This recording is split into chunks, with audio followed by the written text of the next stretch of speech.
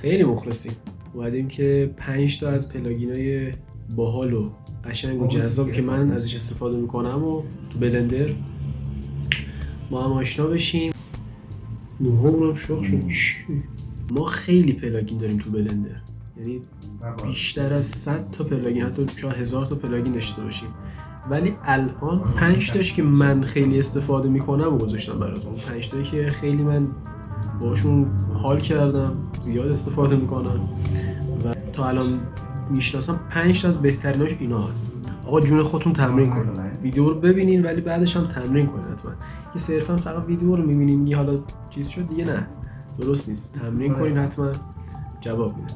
آقا اگه سر و صدای چیزی هست ببخشید دیگه، زندگی دانشجویی و خوابگاهی دیگه همه هستن. بچه‌ای با عشق مثلا من دوستشون دارم. به جان خودم من هیچ ادعایی ندارم که مثلا خیلی حرفه‌ای هستم و استادم و اینا. نه، منم یه 2 سال 3 سال شروع کردم.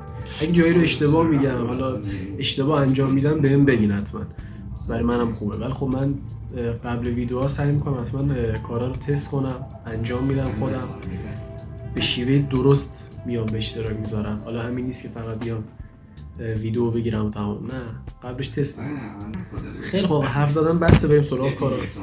بریم سراغ اولین پلاگین. اگه میخوای صحنه‌های طبیعی، صحنه‌هایی که توش جنگله یا حالا مثلا دشت، رودخونه است، کوه، حتی خیابونه مثلا، این پلاگین خیلی کمک میکنه. خب این پلاگین یه سری درخت رو طراحی میکنه که خیلی رئال و واقعی هستن. البته که باید یه سری افکت و حالا تنظیم نور هم انجام بشه که بهش کمک کنه، فقط صرفا نیست. ولی خب طراحی‌ها و مدل سازیاش خیلی واقعیه. من خب چون اکثر صحنه‌ای که درست میکنم منظره هستش، خیلی استفاده میکنم از این پلاگین، خیلی هم به کار میاد. توی ویدیوهای بعدی حتما بهتون میگم که چه افکتایی استفاده کنیم، چه تنظیم نوری انجام بدیم که صحنه‌هامون خیلی واقعی‌تر بشه. یه 2 دقیقه اومدیم خودتون رو ببینیم، همش پشت سیستمی. جو که شوهرمه گفتم. ببخشید. میگم در روز نخوابیدم.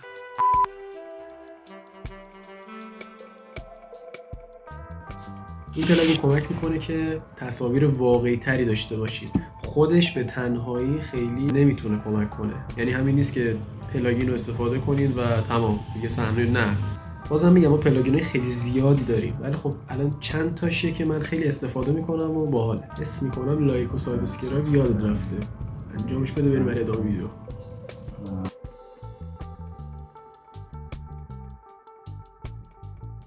این پلاگین کمک میکنه صحنه‌ای که شما در واقع اقیانوس دارید یا حالا یه رودخونه است وسط جنگل اونا، صدای آمبولانس تو بوداپست، آمبولانس خیلی رد میشه. پلاگین در واقع کمک میکنه که شما اقیانوس یا حالا مثلا رودخونه طبیعی تری داشته باشید. انیمیت و مدل سازی طبیعی اقیانوس و رودخونه است، اینجوری بگیم بهتره. خیلی کاربردیه اینا. این پلاگینا کلا واقع گرایانه میکنه، رئال میکنه در واقع. کلمات قلمبه سلمبه دارم میگم، اصلا از من بعیده.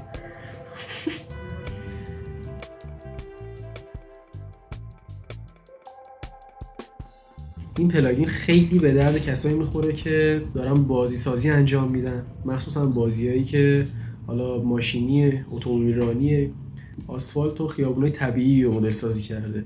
اون کلیاتی که یه خیابون میخواد رو داره و حالا چیزایی هم که میخواین رو مدل سازی میکنین و بهش اضافه میکنین. به هر حال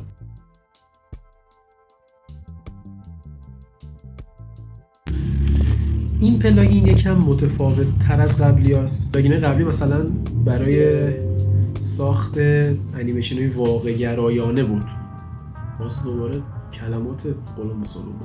یکی بیشتر برای لوگو موشن و حالا طراحی صحنه فانتزیه. یه کار سفارشی بهتون میخوره، مثلا برای لوگو موشن میگن که لوگو نئونی باشه یا مثلا حروفش با نئون نوشته بشه، یا یه طراحی کالاییه که تابلو نئون داره. چی دارم میگم؟ آره دیگه، خلاصه با این پلاگین میتونید نمونه جذاب خلق کنید و ازش استفاده کنید. یه ویدیو میخوام درست کنم درباره اینکه چطوری نور رو انیمیت کنیم.